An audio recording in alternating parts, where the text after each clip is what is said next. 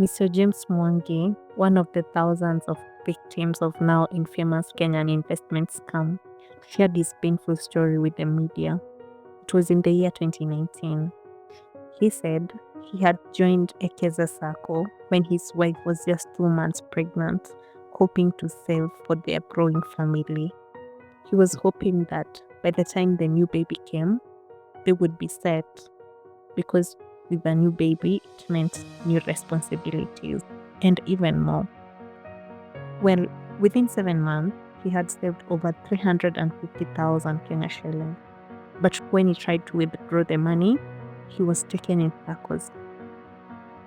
Well, they told me to be patient, that the system was down.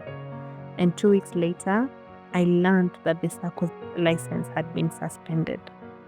I couldn't even tell my wife that we had likely lost it all just weeks after our daughter was born. And like many others, James realized too late he had been scammed.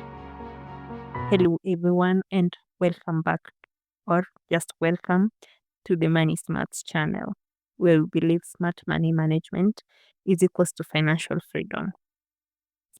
In today's episode of Forensic Fraud Saturday, we're going to discuss the Ekeza Sacco and Gakuyo Real Estate Scam. In the early 2010s, televangelist Bishop David Kariuki Ngare, better known as Gakuyo, launched Gakuyo Real Estate.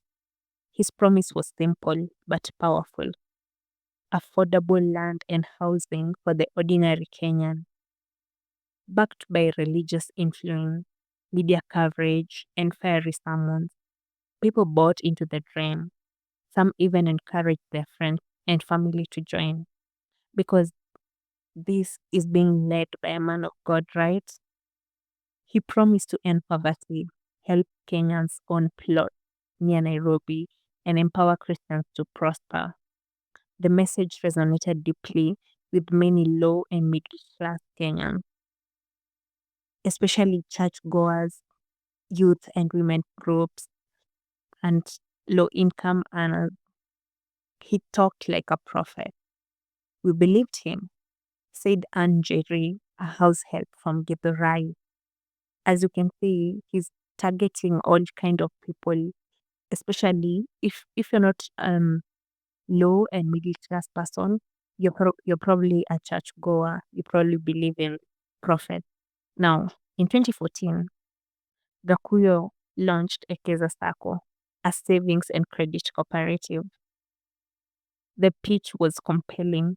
You stay with Ekeza and use that money to invest in real estate through Gakuyo Real Estate Company. For many Kenyans, this felt like a shortcut to wealth. As we know, Saccos are good for offering accessible financing loans, and this one claimed to truly understand the financial struggles of its members. Like, imagine we are in this Sacco and they're also selling land to us. Of course, they're not going to harass us with repayment, because they know where we're coming from. One member said, "We didn't even ask questions. Gakuyo was one of us, a man of God." These are words of one Peter Kamau, who is a youth pastor from Kiambu. With that, Ekeza grew fast. Gakuyo Real Estate Company grew fast too. Teachers, boda riders, hawkers, even retirees rushed to join. What the members did not realize was that Gakuyo controlled both the Sacco and the real estate firm. He had unchecked power. Imagine being the CEO of powerful companies, investment companies, where you have unchecked power. You're the one who says it all. So, Sacco funds were quietly redirected to his private company, allegedly even deposited into his personal accounts. There was no independent oversight, no transparency, and no accountability at all. But people kept saving, convinced they were investing in a better future. You know, there's someone who said, of all bad men, religious bad men are the worst. I can't believe it because this is someone who took people's money. There's someone who even said he stole his only cow to invest so they can get land. And years later, they don't have land, they don't have their cow. So basically, this was going to hit so many people, especially the low and middle class Kenyans. Now, in February 2018, things began to unravel. Frustrated members started raising their alarm because withdrawals were being delayed. Some members said that if you went to request a withdrawal, the cashiers and tellers would tell you, give us proof that you've been saving with us, give us the receipt, as if that information should not be in the system, right? Well, the land that they were promised, it wasn't delivered. They were just excuses, one after the other. The refunds were blocked. Eventually, the commissioner of cooperatives suspended Ekeza's license. And when the news broke, hell broke loose too. Protesters filled the streets. The headlines finally called it what it was: a scam, a sham. I saved for years.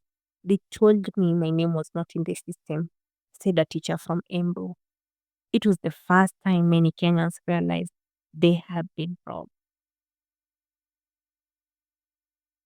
By 2019, a forensic fraud audit revealed the shocking scale of the fraud of over 1.5 billion Kenya shillings that had been siphoned from the members' savings and deposits.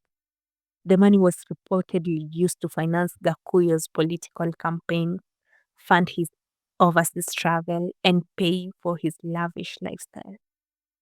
Kenyans were outraged, not because not just because of the money, but because they'd been betrayed by a man who used the pulpit to build trust, a man of God.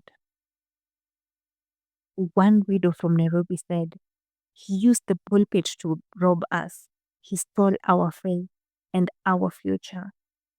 And despite the backlash, arrest, and media pressure, most victims have not been refunded a cent till now, almost a decade later. Now, what's going on with Gakuyo right now? In 2024, Gakuyo was briefly detained at JKIA while attempting to leave the country. But to this day, he has not been convicted of any crime.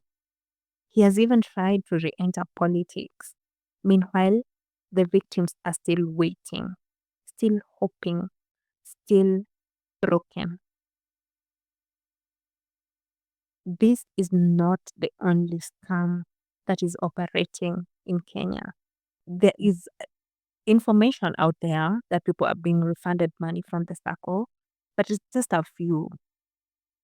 It's not it's not a billion. It's only a few million that doesn't help to people who are crying and have been crying for over 7 years. My advice to you is, if it sounds too good to be true, it often is. Just stay away. Never trust a business that manages both your savings and your investment. In this case, if your savings company and your investment company are brother, sister, cousin, never trust it. Always have your records in check, and I would advise you to spread the risk. If you're in one circle, don't necessarily invest in it. Try investing in another company. Just spread the risk of your loss, if any. Be especially cautious when religion is used to promote financial products. This I will say for free. Be cautious of religious people being used to market and sell things to you. They are trying to use your trust in religion to mask their real intentions, which is to steal and scam you. Always verify land records, Sacco credentials, and founders' track records before handing over your money. As I always insist, this is your hard earned money. No one should have easy access to it just like that. Have you ever, or do you know someone who lost money in Ekeza Sacco, in Gakuyo Real Estate Company? I would love to know. Have you, or do you know someone who lost money through a church scheme or a fake Sacco fake related deal? Share your story in the comment section. Let us keep each other informed. And subscribe to the Money Smarts channel for more real stories every forensic fraud Saturday. Stay informed, stay safe, stay smart, and be mindful about your money.